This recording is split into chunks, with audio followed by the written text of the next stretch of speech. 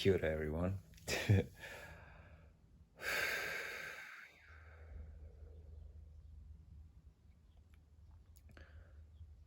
I am, first of all, how are you? How are you today? How is your heart? I am feeling like I'm at the cusp of breaking through a shell that's very thick and it's getting super, super itchy, and I cannot wait until it cracks open so I can shake off the old skin and emerge into spring. Spring is here, spring is coming. It's been cold. They call it a cold snap. And yeah, 2 blankets, fireplaces are still going in some houses. But spring is definitely here. The ocean is warming up and the days are getting longer and nature is coming back to life in so many ways. I am tuning in from the beautiful Mount Maunganui. I'm in my new space, my new room, the first time I've been living, so since I moved back to the Mount, my first time being in my own room for 5 years. I've been living on a boat for 2 years, living in and out of tents, and then living in a house with someone else, being in a relationship, sharing a room. And it's the first time I'm having my own space, and it feels amazing.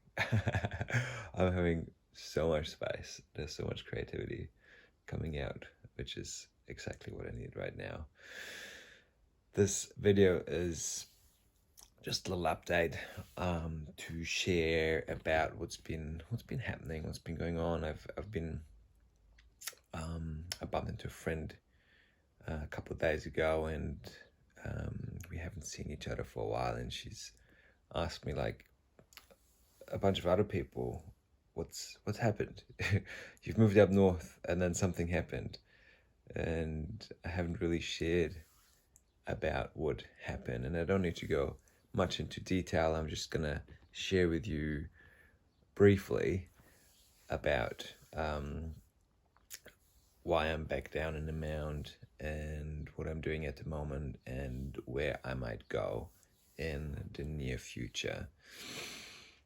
So if you've been following my YouTube channel or Instagram, you would have known that I've moved up north near Whangarei, between Whangarei and Paihia. There is a beautiful, beautiful piece of land I was invited to live on, and I have decided to build a house. So I started building a house. It was supposed to be a log cabin or something similar.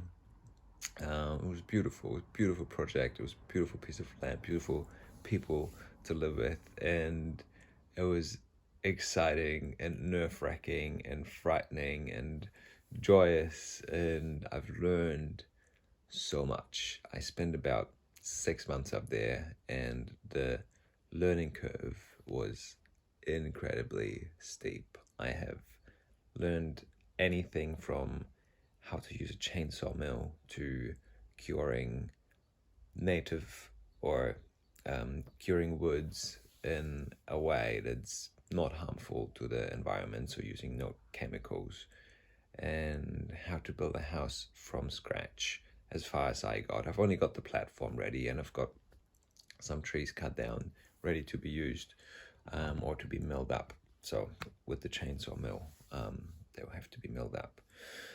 But living on a piece of land in community, especially on a piece of land that's very, very remote, it would take about an hour to get to town. So if I wanted to go to Whangarei, for example, I would spend about 30 minutes on the gravel road, and then another 30 minutes to go down the state highway to get to Whangarei. And if I wanted to get to Upua, for example, where my boat is, it would be like a 45-50 minutes drive also.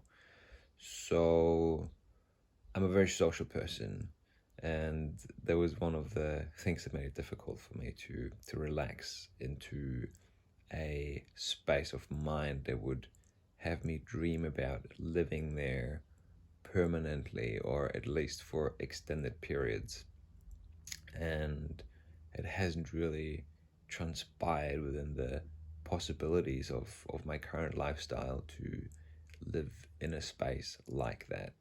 And I loved so many things about it. I loved falling asleep to the trickling stream behind me, and ururus calling out in the forest, and waking up to look after the chicken and goats and horses, and talk about who's going to cut the firewood next, and what vegetables we're going to plant, and how we're going to sustain ourselves out there. It wasn't just me there, it was a whole community of people who were already quite established in a lot of ways. And long story short, I was, or I am still not ready for such a huge shift in my life. There is a huge grief that came over me to let go of so much that I grew up with. All the securities, all the nice things that we have in our lives, some of the freedoms.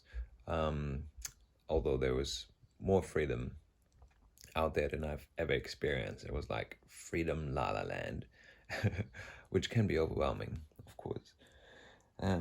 But I wasn't ready. I wasn't ready for it. So the decision, I've always been someone who is okay with making mistakes and learn from them and understand the lessons that come from it. And I'm not upset at myself for beating myself up for having done something that didn't turn out into the thing that I expected it to be. It was a beautiful lesson to be there, and I'm still holding on to the idea to one day maybe follow up with that dream to live on a piece of land like that, or maybe even there. Who knows what's going to happen in the future. Right now I know I'm not ready to be there. So that brought me back to Mount Maunganui, where my social network is very strong, and I've got many good friends here. And so I managed to move back into a house. And of course you've probably been seeing that I've been making beeswax candles, and that's been taking up a lot of my time and learning as well, which is a beautiful journey in itself. It's a different kind of journey, learning how to grow my own business and learning how to make beeswax candles, negotiating with beekeepers about the wax, and where to get the best wax, and how to render it, and all sorts of beautiful things. And that's what's been occupying a lot of my space. I've also been more creative on the sound and music creation side, so that's been taking up a lot of my headspace as well. And that's kind of what's been happening for me at the moment. I'm in a very creative space.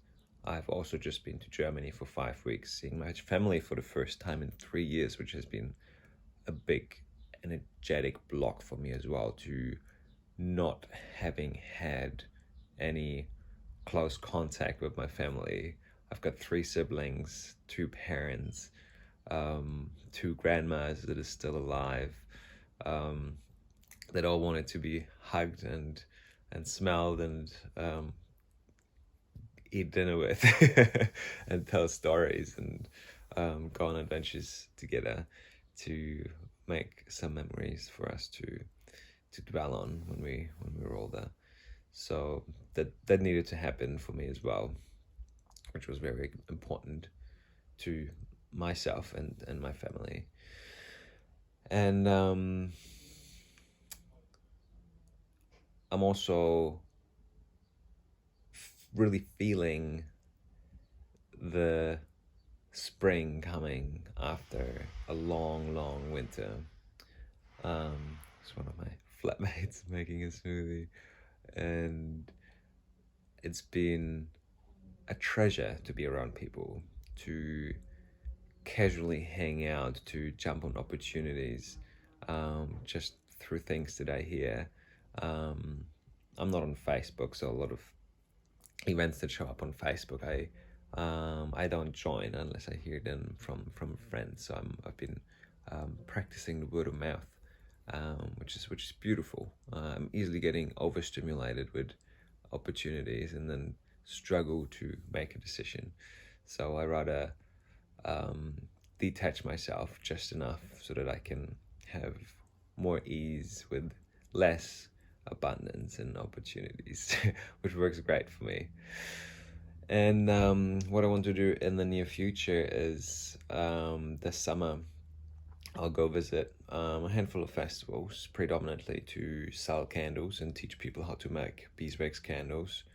So if you had art festivals like Resolutions Festival, um, Evolve Festival in the South Island near Nelson, South Island Spirit Festival, Earthbeat Festival, and Entered Spirit North, as well as next month Pukahina Spring Festival is where I'm going to be with my candles and sound journeys.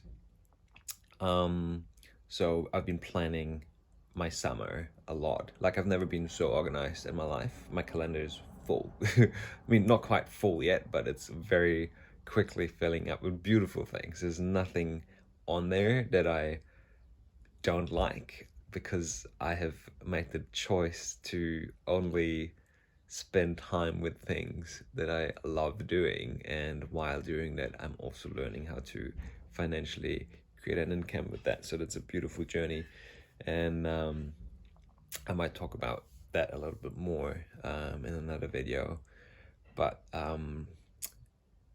right now that's been the focus in my life, to create beautiful things that I love and to share them with people, but to also set a value on it so people can give me something back in exchange, which is either money or trade. I love trading with people. I've got this beautiful book yesterday at the market here, Paulo Coelho, cost me 2 candles. And I'm also going on a mission to retrieve my boat because the boat is still up in Upura and it wants to come back down here to the mound. It's my adventure machine, it's my retreat, and it gives me access to a vast space, which is the ocean, where I can explore and be and find places that not a lot of other people can go to. And I really want it back here. So in December, likely I'll go on a mission. I've got 3 weeks space in December, where I can go up north, and I'm planning a tour to do sound journey. So on the way I'll stop in a handful of places to facilitate sound journeys, and then I'll go back to the land and tidy up some things and drop in with the people there for a couple of days. And I will then have a friend drive my car back to the mound while I'm gonna jump on the boat and get it ready to sail back down to the Bay of Plenty. So if you're keen for an adventure in December, I'll likely spend Christmas on the water. So it will be a Christmas sail, but we'll be on the water for at least a week and a half, I think. And that might even push it depending on the weather. So we'll be on a boat. There's some things we can aim for, but everything needs to be flexible to be relaxed and safe. But yeah, if you're interested, reach out. There's an option for people to crew, and yeah, that's the rough plans for the next few months. And yeah, it feels good to share that with you, and I hope that you find some clarity on what's been going on in my life, if you're interested. And I know I haven't really spent much time on my YouTube channel or that side of Instagram. It's easily getting a bit much. And you probably know what I'm talking about when talking about social media and addiction and all sorts. So please forgive me, but also I'm not too worried about it. I hope you're not too worried about it either. Cool. Thank you so much for listening. If you've got any questions, just chuck it in the comments and I'll answer you. And I hope to create more videos, but I think it will be, at this stage, to keep it simple and easy and for me to keep a ball rolling, I will likely share stories just like now so that people can know what's going on. And even if it's just for my family, I know my mom loves these videos, but she hates that they're all in English. Maybe one day I'll add subtitles to it. Sorry, Mom. You can ask Dad to translate the things you don't understand for now. Cool. Thank you so much for tuning in, and I'll see you soon.